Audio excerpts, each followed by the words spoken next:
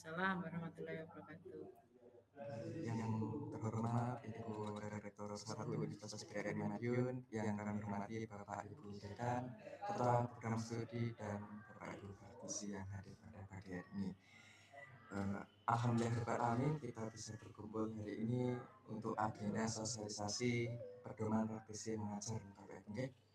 Saya bacakan susunan acaranya. Yang pertama pembukaan, yang kedua sambutan oleh Wakil Rektor 1, yang ketiga materi sosialisasi, dilanjutkan dengan diskusi dan tanya jawab. Oke, untuk mempersingkat waktu Bapak Ibu, kita mulai saja dengan pembukaan. Mari kita buka bersama-sama dengan bacaan basmalah. Bismillahirrahmanirrahim. Ya, acara kedua sambutan oleh Ibu Wakil Rektor 1 kepada Prof. Heni, kami persilakan. Monggo, Prof. Baik, terima kasih Pak Yusuf. Assalamualaikum warahmatullahi wabarakatuh. Waalaikumsalam warahmatullahi wabarakatuh. Yang kami hormati Bapak Ibu Dekan yang hadir di pagi hari ini, yang kami hormati Bapak Ibu Mitra praktisi mengajar dari eksternal ya, dari eksternal beberapa ada yang diundang. Ini termasuk yang saya lihat Pak Hari. Selamat pagi Pak. Selamat pagi Prof. Yang kami hormati dan Bapak Ibu yang lain ya, dan juga yang kami hormati Bapak Ibu prodi dan dosen calon pengampu praktisi mengajar. Pertama-tama marilah kita panjatkan puji syukur kehadirat Allah Subhanahu wa taala di pagi hari ini kita bisa bertemu untuk kegiatan sosialisasi praktek mengajar internal yang dalam hal ini merupakan bentuk sustainable kegiatan yang digagas oleh Permendikti Saintek ya di beberapa tahun yang lalu. Bapak Ibu, saya hari ini mewakili Bapak Rektor ya, karena beliau sedang ada agenda yang bersamaan waktunya, sehingga mewakilkan kepada saya untuk menyampaikan sambutan sekaligus membuka acara di pagi hari ini. Bapak Ibu yang kami hormati, praktisi mengajar ini adalah salah satu bentuk tanggung jawab akademik ya bagi kami di perguruan tinggi untuk bermitra dan bekerja sama dengan pihak eksternal, sehingga ada bagian-bagian ilmu yang dibawa oleh praktisi untuk memperkaya pemahaman, pengetahuan, sekaligus implementasi nyata dari teori yang ada di perkuliahan dengan yang ada di dunia industri dan dunia pekerjaan yang lainnya. Itu adalah salah satu tujuannya. Kemudian Bapak Ibu, kegiatan ini seluas-luasnya kami buka dan kami mengundang dari pihak eksternal yang selaras dengan perkuliahannya Bapak Ibu di prodinya masing-masing, sesuai dengan capaian pembelajaran serta apa tujuan yang diinginkan dari mahasiswanya Bapak Ibu untuk di-bridgingkan atau dihubungkan dengan keterampilan yang bisa kita dapatkan dari pihak eksternal. Kita tahu bahwa hal itu merupakan bentuk aplikasi yang nyata bagaimana ilmu yang sudah Bapak Ibu terapkan di perkuliahan ini bagaimana penerapannya di dunia nyata. Nah, pengalaman ini akan menjadi hal penting yang didapatkan oleh mahasiswa kita sekaligus sebagai dan kontribusi nyata adanya kemitraan dan kolaborasi. Jadi kita tidak bisa maju secara sendirian begitu ya Bapak Ibu ya, tetapi tetap kita membutuhkan kolaborasi, bermitra, dan kemudian juga mengundang ahli-ahli yang sesuai dengan bidang ilmunya dari pihak eksternal. Kira-kira demikian Bapak Ibu tujuan daripada kegiatan ini. Kemudian nanti perlu juga kami sampaikan bahwa ada term and condition ya Bapak Ibu, terutama dari pihak eksternal, di mana term dan conditionnya ini meliputi kapan waktu pelaksanaannya, berapa kali tatap muka, kemudian termasuk TikTok untuk penghonorannya.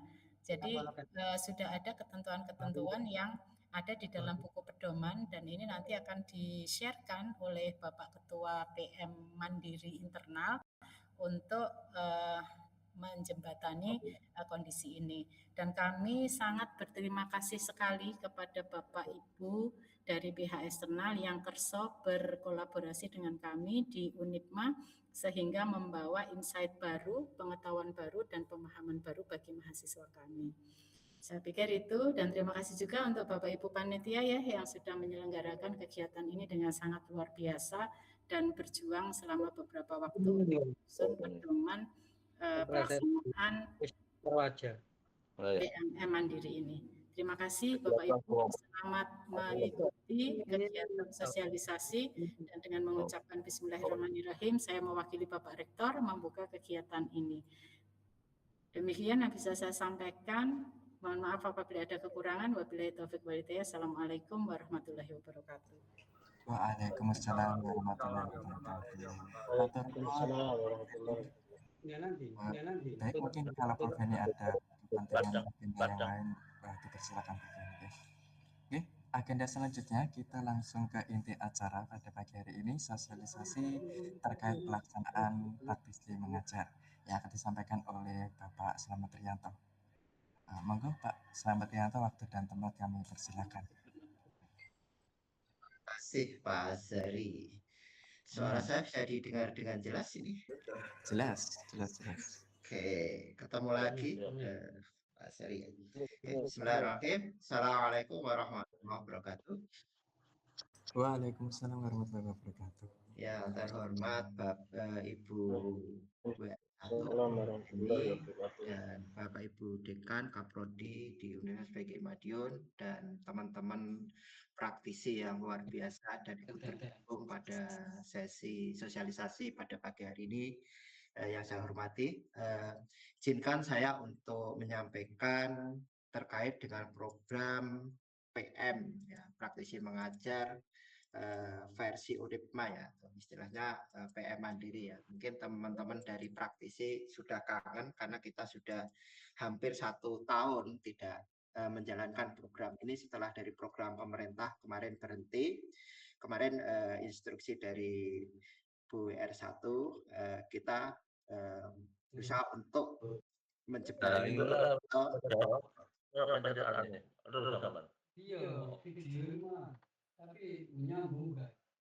Pak Sutik bisa di-mute sebentar.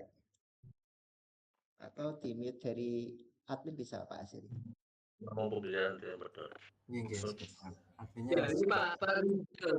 Oke, sudah. Oke, terima kasih Pak Tikno.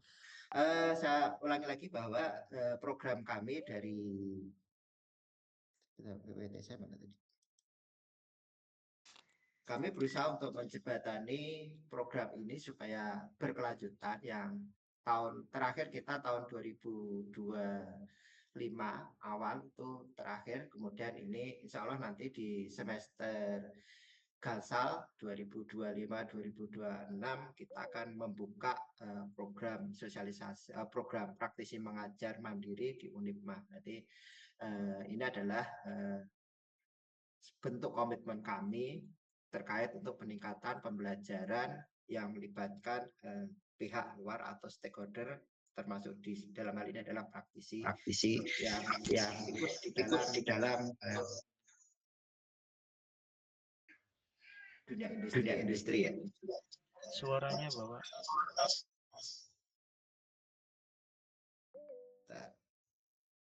Oke, kenapa kok di dalam program ini kita kembangkan atau kita lakukan lagi, bahwa memang kita pengen meningkatkan pembelajaran di mana kita harus di dalam pembelajaran itu tidak hanya sebatas teori, tapi kita bisa memadukan atau berkolaborasi dengan praktisi supaya nanti pembelajaran itu lebih berkualitas. Di mana program ini adalah sebagai ruang kolaborasi antara dosen dan praktisi untuk menghadirkan ya pengalaman nyata atau studi kasus atau mungkin praktek baik di dunia industri, kemudian nanti di situ juga bisa dijadikan sebagai pemecahan masalah dalam proses perkuliahan. Tentunya di dalam pembelajaran ke depan kita mengarah pada 17 tujuan pembangunan berkelanjutan atau SDGs-nya.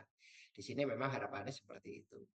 Kemudian PM Mandiri sendiri itu didasarkan atau mandatnya berdasarkan mengacu pada regulasi pendidikan tinggi SPM dari 5 dan IKO perguruan tinggi serta kebijakan kampus berdampak. Yang menjadi penekanan adalah di sini adalah mutu pembelajaran. Jadi nanti kita mengharapkan dengan keterlibatan dari praktisi diharapkan bisa memperkuat pembelajaran yang aktif, aplikatif, partisipatif, dan berbasis pengalaman nyata. Kemudian yang kedua adalah relevansi kurikulum, di mana mata kuliah ini diperkaya dengan kasus. Jadi nanti kalau praktisi ikut terlibat dalam pembelajaran, tentunya banyak kasus-kasus yang bisa didiskusikan dengan mahasiswa dan dosen. Kemudian ada praktik profesional ya. Saya harapkan praktisi adalah memiliki profesi yang berbeda-beda sehingga nanti bisa bermanfaat di dalam kelas. Kemudian kebutuhan dunia kerja, jadi praktisi bisa menceritakan kondisi di dunia kerja seperti apa, nanti bisa memberikan semacam gambaran awal bagi mahasiswa kami. Yang ketiga adalah terkait dengan kompetensi lulusan, di mana mahasiswa itu membutuhkan adanya hard skill dan soft skill dan etika serta kesiapan karir yang penting sebelum mereka atau mahasiswa dinyatakan lulus. Tentunya ini tidak terlepas juga bagi kami untuk memenuhi IKU 4 yang terkait dengan praktisi profesional yang terlibat dalam pembelajaran dan IKU 7 terkait dengan pembelajaran kolaboratif dan partisipatif. Adapun bentuk dari kolaborasi yang bisa dilakukan antara praktisi dan dosen itu yang pertama bisa dilakukan dalam penyampaian materi, di mana praktisi bisa menyampaikan materi sesuai topik atau sesuai dengan keilmuan. Kemudian disandingkan dengan mata kuliah yang dikolaboratifkan. Kemudian bisa dalam bentuk studi kasus juga ya, membawa permasalahan atau fenomena di dunia kerja untuk dibahas bersama, didiskusikan dengan mahasiswa dan dosen. Juga bisa dilakukan dengan cara praktik dan simulasi. Misalkan kalau di dalam keteknikan atau apa kalau membutuhkan semacam praktek atau simulasi tertentu bisa dilakukan di dalam kelas kolaborasi tersebut. Pendampingan proyek juga bisa dilakukan untuk meningkatkan semacam kemampuan mahasiswa untuk melakukan semacam perencanaan atau tugas dan seterusnya bisa dilakukan di dalam mata kuliah sesuai dengan mata kuliah yang diusulkan maupun sesuai dengan kepakaran praktisi. Kemudian juga bisa dilakukan dengan cara diskusi profesional antara mahasiswa, dosen, dan praktisi. Umpan balik karya itu kemudian semacam kalau nanti misalkan di teknik ada produk-produk tertentu dan seterusnya itu bisa didiskusikan atau dibahas kira-kira seperti apa, kurangnya seperti apa dan seterusnya. Kemudian juga praktisi juga bisa memberikan wawasan karir, penguatan atau pembekalan bagi mahasiswa kami terkait untuk bagaimana persiapan memasuki dunia kerja atau menciptakan dunia kerja baru. Kemudian bisa dilakukan dengan kegiatan yang lain, misalkan di situ ada pembelajaran yang mungkin belum dilakukan di kampus. Teman-teman dari praktisi bisa mengusulkan yang lebih inovatif, adaptif, dan sesuai dengan kebutuhan pembelajaran yang inovatif. Tentunya di dalam bentuk kolaborasi ini perlu disepakati antara dosen pengampu praktisi dan dosen pengampu mata kuliah dan dosen praktisi dengan memperhatikan RPS. Jadi jangan sampai pembelajaran yang dilakukan praktisi keluar dari RPS yang sudah dibuat. Maka di sini dibutuhkan adanya sebuah diskusi antara dosen pengampu sama praktisi yang sudah sepakat untuk berkolaborasi. Nah, ini ya, jadi skemanya di situ tentunya harus disepakati dulu topik atau materi yang harus dikolaborasikan. untuk mata kuliah tertentu. Kemudian di sini kami dari Unima atau dari tim itu ada dua model, ada dua skema dalam kolaborasi PM ini. Yang pertama adalah yang berbayar sama yang pro bono atau yang gratis ya. Jadi untuk yang berbayar kami membatasi ya setiap prodi. Jadi setiap prodi ya. Izin, mungkin bisa screen Mbak. Belum. Belum. Astagfirullah. Hilang sih. Bentar. Tadi sudah. Pedomannya saya dari chat Bapak Ibu, mungkin kalau saya Bentar, maaf. Bentar. Oke, sudah kelihatan.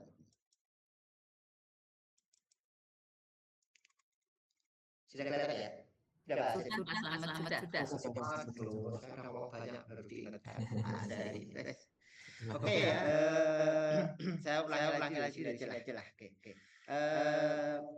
Untuk bentuk kolaborasi ya, jadi di dalam kolaborasi antara dosen sama praktisi di dalam kelas itu macam-macam bentuknya ya.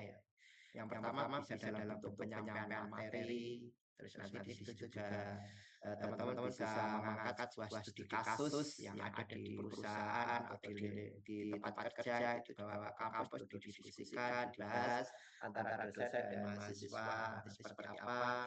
Kemudian juga bisa dilakukan praktek atau simulasi. Mungkin kalau di teknik itu ada praktisi yang kerjanya di lapangan mensimulasikan di lab, itu juga diperkenankan. Jadi nanti tidak hanya di kelas tapi di laboratorium juga bisa, atau diperkenankan untuk melakukan kegiatan praktek dan simulasi.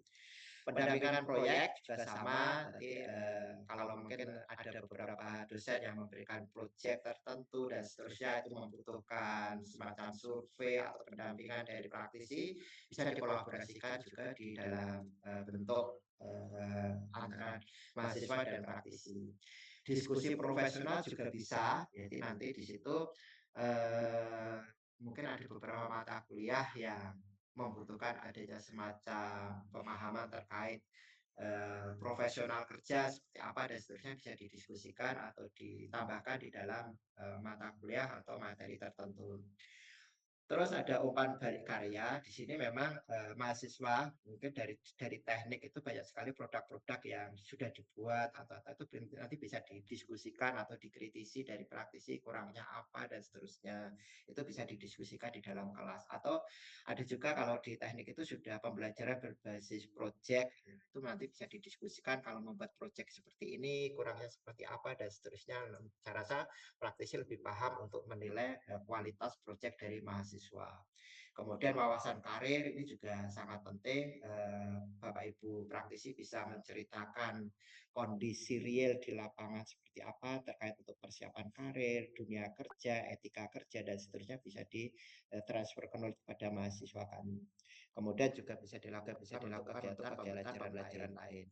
Nah, ini adalah skemanya bahwa Bapak Ibu praktisi itu bisa menentukan topik tertentu sesuai dengan mata kuliah yang diusulkan untuk dikolaborasikan. Jadi pada intinya kita ada 14 kali tatap muka untuk pemberian materi ya. Ada 14 kali, mungkin nanti dari situ dosen bisa memberikan informasi kira-kira materi apa yang pas dengan keilmuan atau yang disukai oleh praktisi, sehingga nanti bisa dijadwalkan pada pertemuan berapa praktisi bisa ngisi untuk kelas kolaboratif. Kemudian kami juga akan membatasi untuk jumlah pendanaan ya. Jadi di sini memang ada dua model, ada yang berbayar sama pro bono. Jadi nanti untuk yang berbayar, jadi setiap prodi itu mendapat jatah dua mata kuliah untuk kolaborasi yang didanai. Sedangkan untuk pro bono itu tidak ada batasan. Misalkan mau mengusulkan 5, mau mengusulkan 10, terserah, itu tergantung dari praktisinya, asalkan dengan sukarela mau mentransfer knowledge pada mahasiswa kami, maka kami akan membuka lebar-lebar kesempatan itu. Tapi yang didanai itu cuma setiap program studi cuma ada 2 mata kuliah.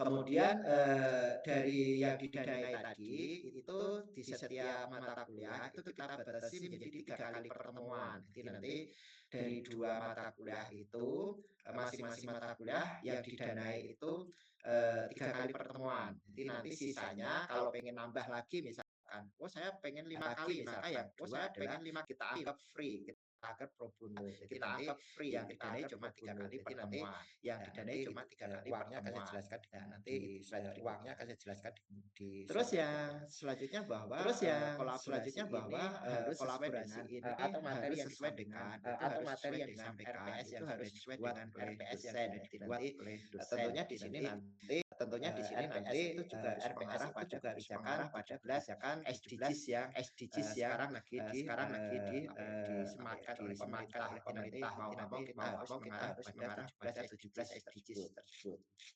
Kemudian yang kelima bahwa kegiatan kolaborasi ini menjadi tanggung jawab dosen ya, pengampu ya. Jadi tidak serta-merta dilimpahkan pada praktisi, tapi tetap menjadi tanggung jawab ya. Keberhasilan dalam pembelajaran tetap menjadi tanggung jawab dosen pengampu mata kuliah tersebut. Terus model pelaksanaan itu bisa dilakukan secara luring, bisa daring atau bauran atau dua-duanya bisa tergantung dari waktu dari praktisi. Kalau memang bisa datang ke Madiun, ya kita fasilitasi untuk tempat dan mungkin kalau butuh nginep dan seterusnya kita fasilitasi. Nah, selanjutnya adalah dokumen yang harus dipenuhi terkait untuk pelaporan dan seterusnya. Nanti ada di dalam buku pedoman. Selanjutnya untuk model pelaksanaan ya, jadi tidak saya jelaskan ada luring, daring, dan bauran. Silakan nanti dikoordinasikan dengan dosen pengampu. Apakah mau luring selama 3 kali atau luring terus dan seterusnya silakan dipertimbangkan atau disepakati. Nanti tidak harus luring, tidak harus daring terus dan seterusnya atau dikombinasi boleh saja. Terus di sini ada peran dosen dan praktisi dalam kegiatan tersebut di mana dosen pengampu tetap harus bertanggung jawab atau menyusun pengembangan RPS ya. Jadi di setiap semester itu dosen memiliki kewajiban untuk membuat RPS atau meninjau RPS yang sudah dibuat untuk dilakukan selama 1 semester ke depan. Kemudian juga bisa mengidentifikasi capaian pembelajaran yang akan dicapai sehingga nanti praktisi bisa terlibat untuk ikut mencapai atau menentukan atau meningkatkan ketercapaian CPL dari mata kuliah tersebut. Kemudian dosen juga harus berkoordinasi dengan praktisi terkait untuk materi, terus metodenya, jadwal, dan asesmen apabila itu dibutuhkan harus dikoordinasikan dengan baik. Terus juga dilakukan pendampingan pelaksanaan. Ya, jadi jangan sampai dosen tidak hadir di dalam kegiatan praktisi mengajar. Misalkan menyerahkan kelasnya, terus habis itu tidak ikut bergabung, itu tolong dihindari. Jadi tetap dosen ikut dalam kegiatan pembelajaran yang dilakukan praktisi. Kemudian memastikan bahwa kegiatan praktisi sesuai dengan tujuan mata kuliah. Jadi nanti tentunya ini adalah dosen bisa mengingatkan seandainya materi atau bahan ajar yang diberikan kurang sesuai dengan RPS atau materi yang sudah disepakati, nanti bisa diingatkan praktisinya. Kemudian dosen juga melakukan penilaian akhir, ya, jadi untuk ujian akhir atau UAS atau UTS itu menjadi tanggung jawabnya dosen untuk melakukan penilaian akhir. Kemudian yang terakhir dosen juga wajib atau harus menyusun laporan pelaksanaan kegiatan ya. Nanti kalau itu didanai itu ada laporan untuk keuangannya dan seterusnya, itu nanti tugas dosen untuk membuat laporan ini. Kemudian untuk praktisi ya ini tugasnya pertama adalah menyiapkan materi pembelajaran ya sesuai dengan keahlian dan pengalaman profesionalnya dan disinkronkan dengan materi atau permintaan dari dosen. Kemudian menyampaikan pengalaman, studi kasus, praktek baik di lapangan, dan keterampilan aplikatif pada mahasiswa. Jadi transfer knowledge itu lebih bermanfaat untuk mahasiswa. Kemudian memberikan umpan balik terhadap tugas dan seterusnya. Jadi kalau praktisi itu memberikan tugas pada mahasiswa maka harus diberikan semacam penilaian atau koreksi seperti apa, ini kurang apa dan seterusnya.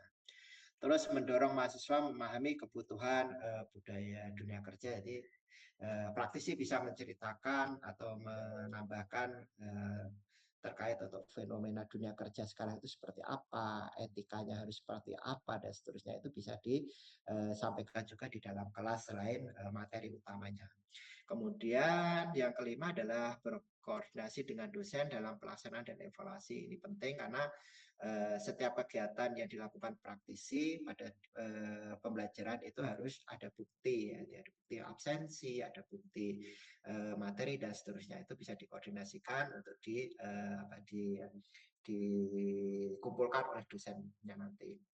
Kemudian menyampaikan laporan dan bukti pelaksanaan kegiatan. Ini kalau sudah selesai nanti baru dibuat laporan kegiatan antara dosen pengampu sama praktisi.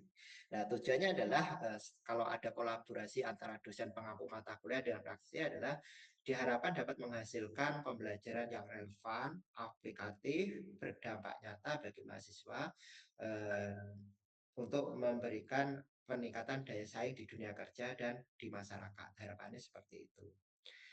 Untuk timeline untuk pelaksanaan program praktisi mengajar ini untuk semester dasar, jadi kita akan aktif perkuliahan itu di bulan September ya, September. Jadi nanti kita akan buka pendaftaran seleksi praktisi mengajar itu di bulan Agustus ya, di bulan Agustus sampai akhir Agustus. Nanti di situ sampai September itu mungkin bisa dilakukan seleksi kira-kira yang cocok dan layak itu nanti seperti apa nanti akan dilakukan oleh prodi dan fakultas.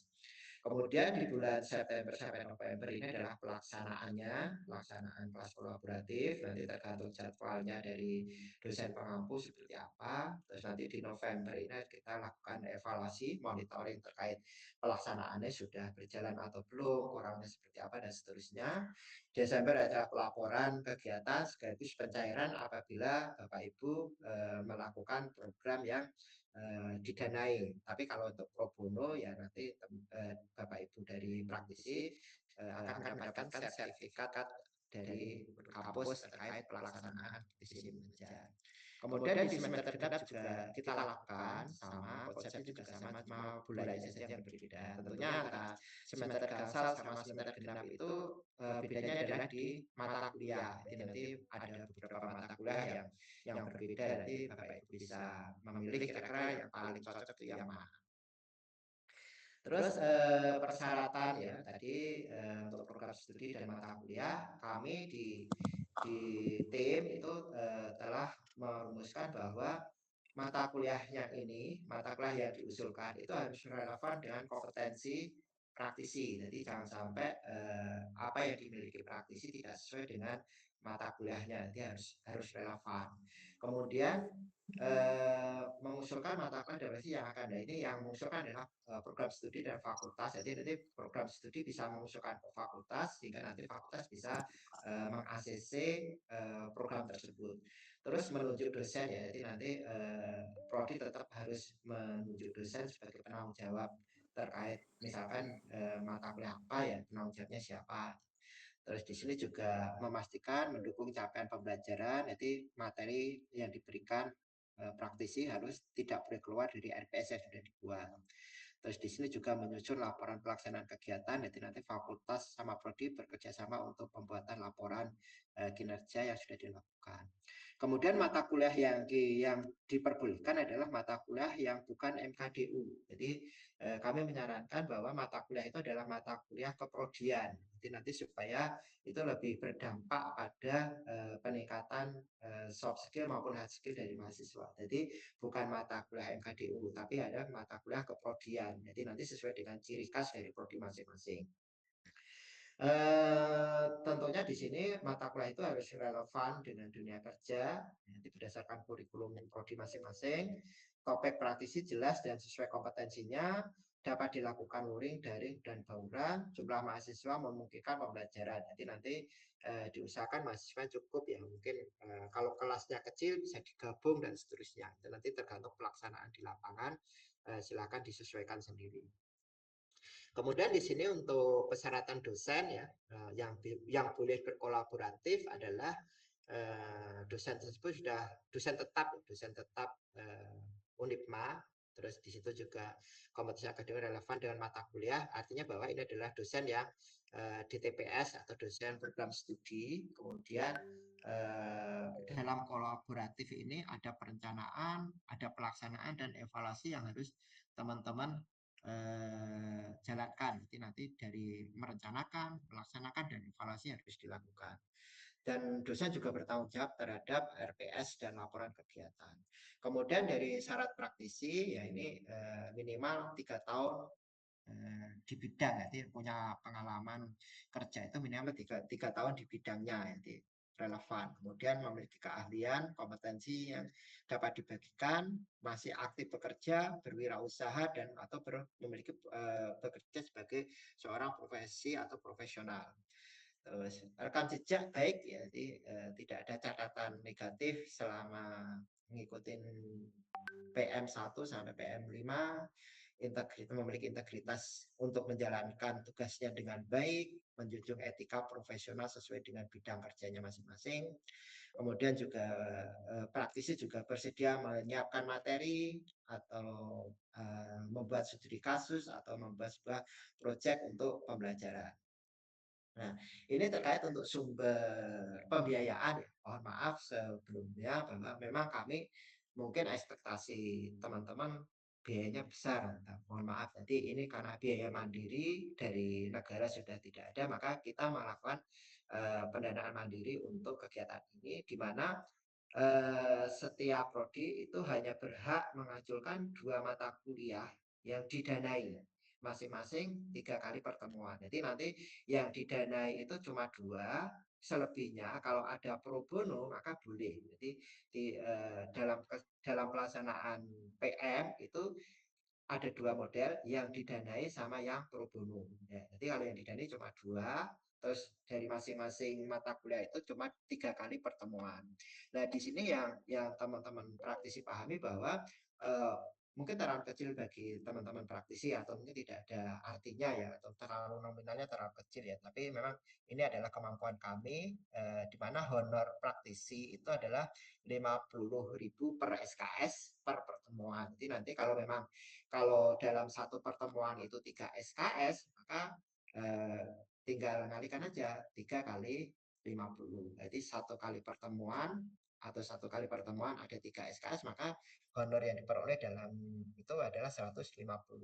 Kemudian kalau itu nanti praktisi datang ke kampus, dilakukan secara luring, maka akan mendapatkan uang transport 100.000 per pertemuan. Jadi dapat honor SKS-nya plus transport 100.000 per pertemuan. Kemudian apabila praktisi berasal dari luar kota dan itu butuh nginep ya atau butuh penginapan, maka kita dari tim akan memfasilitasi penginapan praktisi ya. Kita punya asrama, baik asrama putra maupun asrama putri, itu kita ada. Nanti Bapak Ibu praktisi bisa berkoordinasi dengan dosen, kemudian ke fakultas, kemudian baru bisa kita jadwalkan terkait untuk penginapan di asrama putra maupun di asrama putri. Terus untuk dosen itu nanti juga ada untuk biaya pelaporan per mata kuliah itu adalah 50.000 per laporan. Jadi nanti setiap kegiatan di praktisi mengajar, setiap mata kuliah yang melibatkan praktisi, maka itu harus dibuat pelaporan. Ya, pelaporannya itu per mata kuliahnya adalah 50.000. Baik itu yang berbayar maupun yang pro bono. Jadi semuanya dapat ya. Nanti saja ada catatan kalau memang nanti ada pemotongan pajak terkait dengan honor dan seterusnya, nanti akan dilakukan sesuai peraturan yang berlaku. Kemudian ini yang harus teman-teman melakukan atau pertanggungjawaban ketentuan pendanaan harus laporannya lengkap ya. Laporannya lengkap dari segi administrasi, bukti pelaksanaan dan seterusnya harus valid. Kemudian ada dokumen sah yang harus dipenuhi. Kemudian apabila ada regulasi yang belum diatur di dalam peraturan ini atau dalam program ini, maka nanti akan kita diskusikan berdasarkan aspirasi dari stakeholder yang terlibat di dalam kegiatan tersebut. Mungkin itu ya, terima kasih. Program sosialisasi praktisi mengajar mandiri UNIPMA ya, adanya kolaborasi dan antara dosen dan praktisi diharapkan bisa memberikan atau menghasilkan pembelajaran yang aplikatif, relevan, dan berdampak bagi mahasiswa. Harapan kami seperti itu. Kalau ada pertanyaan, kita bisa berdiskusi terkait untuk program praktisi mengajar di UNIPMA tahun 2026 ini. Silakan, monggo Pak Asari. Matur nuwun Pak Slamet atas pemaparannya. Mungkin Bapak Ibu ada yang ingin ditanyakan atau didiskusikan? Oke, langsung ada Pak Slamet. Ya. Bu Yunta Viani, monggo Bu Yunta. Gimana? Silakan Bu.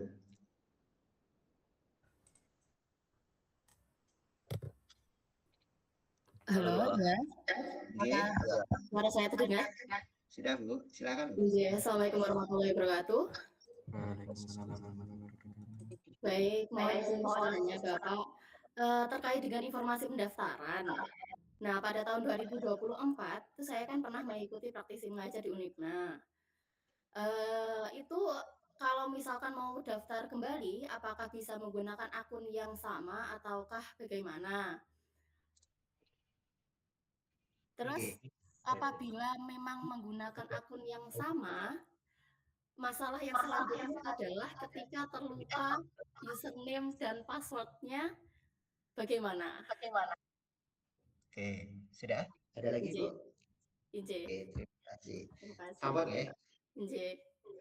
Terima kasih, pertanyaan yang bagus. Jadi ini adalah program mandiri Bu. Jadi akun yang kemarin Bapak Ibu buat di sistemnya kementerian itu sudah tidak berlaku di PM Mandiri di UNIPMA. Jadi kita di luar sistem yang ada di kementerian. Jadi ini adalah program mandiri Universitas PGRI Madiun. Jadi nanti sistem pendaftarannya seperti apa?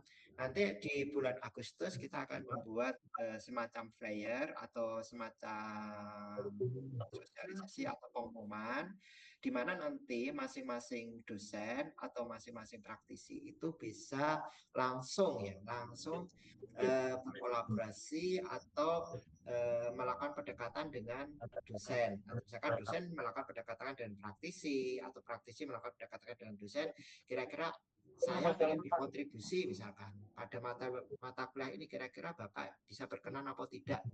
Silakan untuk berkoordinasi individu ke masing-masing dosen. Jadi nanti kalau memang Bapak Ibu ada kesulitan atau apa, nanti biasanya kita juga akan membantu kesulitannya di mana. Tapi kita tidak membuat akun.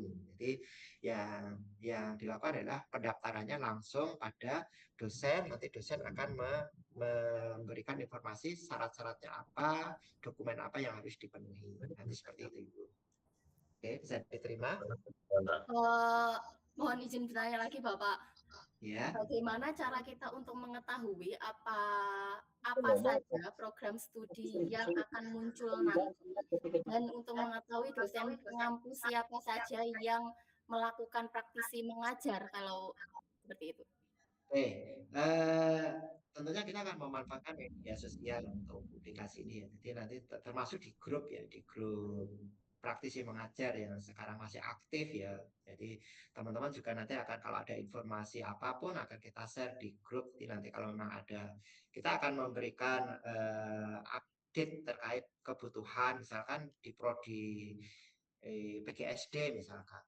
Itu apa saja sih yang mau ditawarkan, nanti kita bisa menjembatani untuk menginformasikan pada praktisi. Selain dosennya juga mencari praktisi sendiri misalkan, atau mengajak rekanan, itu juga diperbolehkan. Artinya tetap memang kita tidak ada apa ya, belum memiliki sistem untuk mempublikasikan secara baik, tapi nanti akan kita buat media sosial sebagai media untuk menyebarkan informasi kepada praktisi. Nanti akan kita lewatkan media saja, media sosial.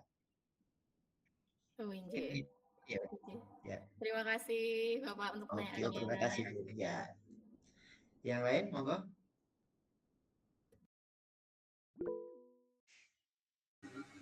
Oke, monggo Pak Ilham, Pak Sistem monggo.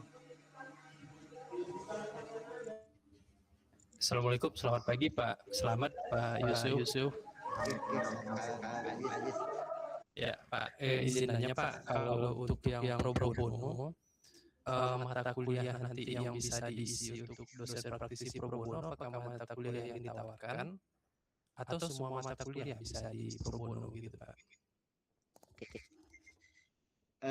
Ini nanti tergantung prodi Pak. Jadi prodi itu akan menawarkan kira-kira yang praktisi, kan ada dua skema, ada yang berbayar sama yang pro bono. Cuma yang berbayar itu setiap prodi cuma dibatasi di 2 mata kuliah. Artinya tetap kemungkinan besar setiap mata kuliah yang relevan dengan prodi itu akan ditawarkan pada praktisi. Kira-kira ada nggak? Atau bisa saja dosennya langsung menghubungi praktisi, mau nggak jadi pro bono di dalam mata kuliah. Jadi itu tergantung dari dosennya, karena yang membuka kelas itu nanti adalah prodi kemudian menentukan dosennya siapa saja yang siap untuk melakukan kolaboratif. Jadi wewenang prodi untuk menawarkan pada praktisi. Jadi nanti kita hanya sebatas memonitoring dan evaluasi kegiatan gitu Pak Aziz. Atau sudah punya kenalan dosen nanti bisa langsung japri atau dari Pak Aziz dari apa untuk kolaborasinya di prodi apa? Saya di prodi akuntansi Pak, 2 periode kolaborasi. Sama Bu siapa dulu? Bu Eli Pak.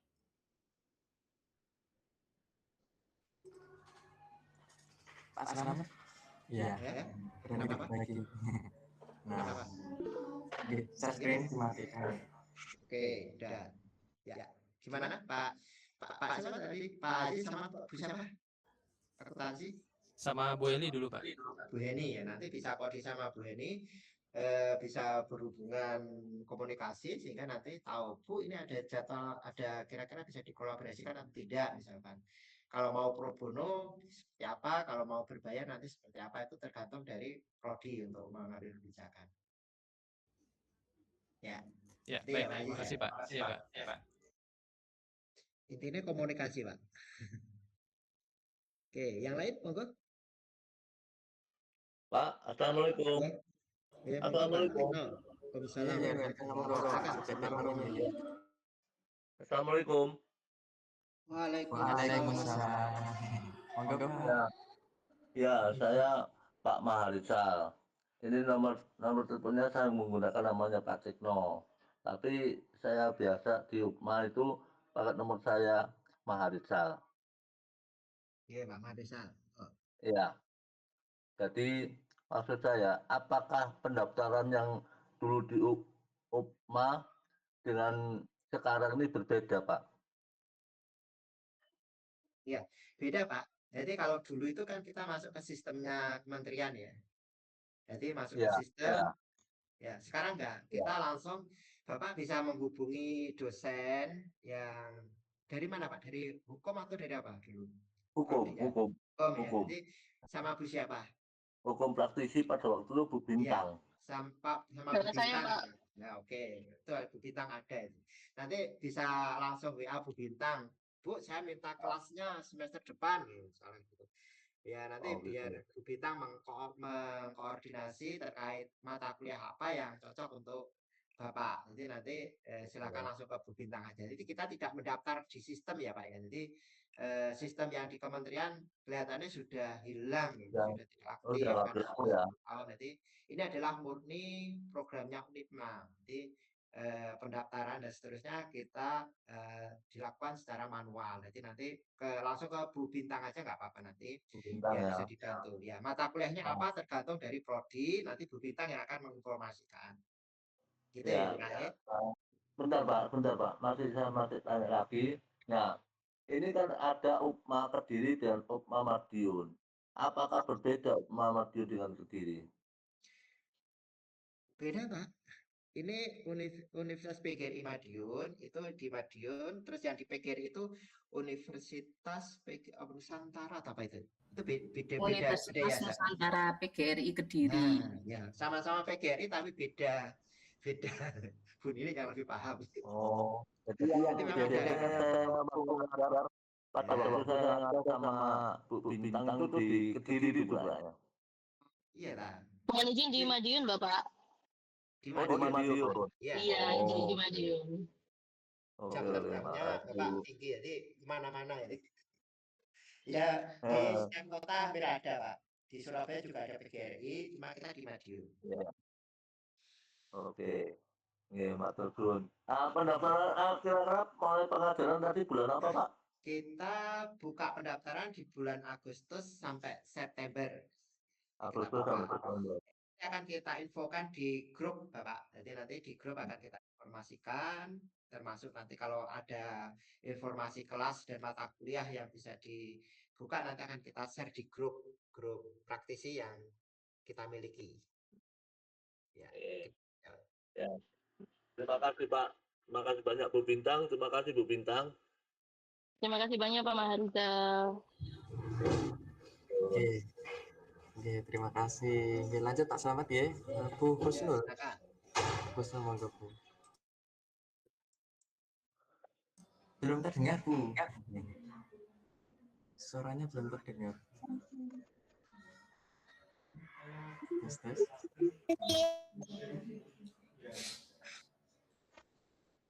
Atau mungkin yang ya, masuk. Oh ya.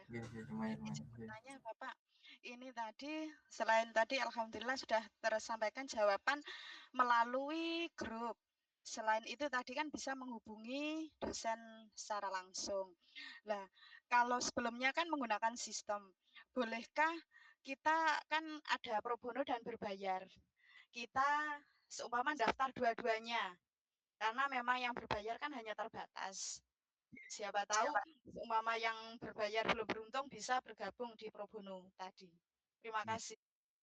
Oke, ya. Nanti yang menentukan ya mata kuliah ini berbayar atau pro bono itu adalah dosen dan kaprodinya. Jadi nanti kita beri keleluasaan pada kaprodi dan dosen untuk berdiskusi mana yang tentunya ini tidak terlepas dari keinginan praktisi ya. Kalau memang praktisinya dari awal saya pengen pro bono ya udah kita apresiasi. Tapi kalau saya pengennya harus berbayar, kalau tidak berbayar saya nggak mau, misalkan seperti itu ya, nanti akan didiskusikan oleh dosen sama kaprodi terkait untuk kebijakan tersebut. Tentunya ini menjadi menjadi perhatian kami juga. Memang anggaran kami terbatas. Kalau nanti Ibu misalkan daftar berbayar dan pro bono misalkan, mana yang akan dipilih ya nanti tergantung dari diskusi prodi sama dosennya. Mungkin seperti itu ya Bu Husnul ya. Iya Bapak, terima kasih. Oke, semoga terjawab Bu Husnul. Oke. Ada lagi mungkin Bapak Ibu? Sambil menunggu, mungkin kalau pengen ditanyakan lewat kolom chat, monggo dipersilakan Bapak Ibu. Ini ada pertanyaan dari Bu Ida, Pak. Untuk aturan 2 mata kuliah per prodi yang berbayar, seleksinya itu dilakukan prodi atau panitia, gitu Pak Selamat? Oke, ya. Itu yang menentukan prodi nanti. Jadi kami dari timnya Pak Azhari ini selaku supir kami nanti hanya sebatas memonitoring, mengevaluasi, sedangkan keputusan itu nanti masing-masing mata kuliah itu mau diusulkan sebagai mata kuliah berbayar atau pro bono itu adalah kewenangan prodi dan fakultas. Jadi nanti di situ yang selaku penanggung jawab pelaksanaan dan pengambilan keputusan. Kita hanya sebatas memonitoring pelaksanaan saja. Mungkin itu ya. Buatan Bu Ida. Mungkin ada lagi yang ditanyakan Bapak Ibu? Tidak ada. Atau mungkin saya dulu Pak Selamat. Jadi langkah pertama yang harus dilakukan apa kira-kira Pak Selamat sekarang ya? Oke, ya. Tentunya tetap bersilaturahmi dengan dosen yang kemarin berkolaborasi ya, jadi tetap berkoordinasi, tanya-tanya kira-kira semester depan semester depan itu nanti kita mulai di bulan September, itu kira-kira ada nggak mata kuliah yang bisa dikolaborasikan? Silakan untuk dikoordinasikan dengan dosen dulu. Ya, Bapak Ibu kan sudah pernah berkolaborasi dengan dosen di Unipma ya, jadi sudah tahu namanya, sudah tahu karakteristiknya seperti apa, sudah paham. Silakan untuk berkoordinasi. Selain itu juga nanti kan kita juga akan membuka semacam informasi atau flyer atau apa kalau memang itu sudah waktunya akan kita share di grup ya, nanti bisa bertanya, kita akan tetap tidak lepas tangan ya, tetap kalau ada pertanyaan dan kendala ya kita bantu, atau kita bisa mencarikan kira-kira kelas mana atau mata kuliah apa yang Bapak Ibu pengen berkontribusi ya, berkontribusi. Jadi kita tidak menutup kemungkinan, tidak menutup kesempatan Bapak Ibu kalau pengen berkontribusi, pengen ngajar, pengen dan seterusnya dengan cara pro bono ya kita fasilitasi, kita carikan kelas dan kita carikan dosen untuk berkolaborasi. Nanti seperti itu kemudian. Oke, ini buah Pak Anggun apa? Oke. Bu Anggun ya. Oke, monggo Anggun monggo. Wijaya ya. Tak ya. Tebu. Silakan monggo. Assalamualaikum Pak, selamat. Salam, nggih. Monggo Pak. Pak Anggun Pak Wijaya. Ya. Sudah sering masalahnya, sering kolaboratif. Ya. Yuk, monggo Pak. Tanya Pak, ngapunten untuk yang terutama berbayar itu, apakah nanti ada tes uji kompetensi atau hanya sekedar sharing pengalaman kita atau seperti apa Pak nanti skemanya untuk yang berbayar? Ya. Oke, ya terima kasih Pak Wijaya. Sebetulnya tidak ada seleksi khusus ya, cuma nanti di situ adalah dosen dan kaprodi untuk berdiskusi, memutuskan ya. Ya, saya rasa Pak Anggun juga butuh duit ini, jadi harusnya pro bono ini. Ya nanti semuanya tergantung dari dosen sama kaprodinya untuk memutuskan mana yang berbayar dan mana yang pro bono. Mungkin itu aja Pak. Oke, siap. Oke. Sampun Bapak Ibu nggih. Ya, kalau tidak ada lagi mungkin nanti silakan pedomannya ada di kolom chat, mungkin kalau ingin dibaca-baca lagi atau nanti bisa diakses di webnya P3 Unipma. Tapi sekarang nanti kami mengajukan perubahan namanya webnya nanti jadi lpkp.unipma.ac.id. Nanti pedomannya ada di sana semua. Oke, mungkin kalau ingin dibaca-baca. Oke, mungkin sebelum diakhiri ada yang ingin disampaikan Pak Slamet? Saya rasa cukup ya Pak sih. Cuma nanti memang mohon maaf, mungkin biaya pendanaan tidak besar bagi kami. Ini adalah sebagai bentuk menampung aspirasi dari teman-teman praktisi. Kita menjembatani banyak sekali praktisi yang kemarin WA itu, Pak kok gak diadakan lagi dan seterusnya ya, kita menjembatani keinginan praktisi yang secara finansial mereka sudah tidak membutuhkan, kemudian dia pengen menularkan keilmuannya pada mahasiswa ya kita buka pintu selebar-lebarnya bagi teman-teman praktisi yang mau pro bono atau sukarela menjadi berbagi pengetahuan dengan mahasiswa ya kita beri kesempatan praktisi untuk terlibat dalam pembelajaran di Unipma khususnya di semester depan ya. Insya Allah nanti bulan September bisa dilakukan, kemudian nanti semester berikutnya juga bisa dilakukan. Mungkin itu Pak Asari, terima kasih Bapak Ibu dosen, Bapak Ibu praktisi yang sudah berkenan hadir di dalam kegiatan sosialisasi ini.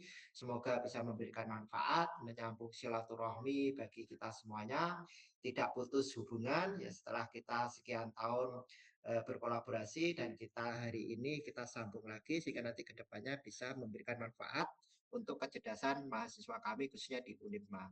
Mungkin itu dari saya. Sekian. Assalamualaikum warahmatullahi wabarakatuh. Waalaikumsalam warahmatullahi wabarakatuh.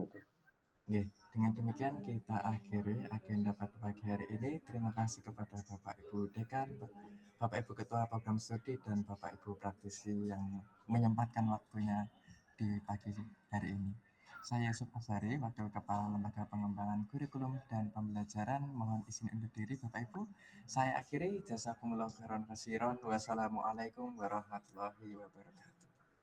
Waalaikumsalam Waalaikumsalam warahmatullahi wabarakatuh. Terima kasih Bapak.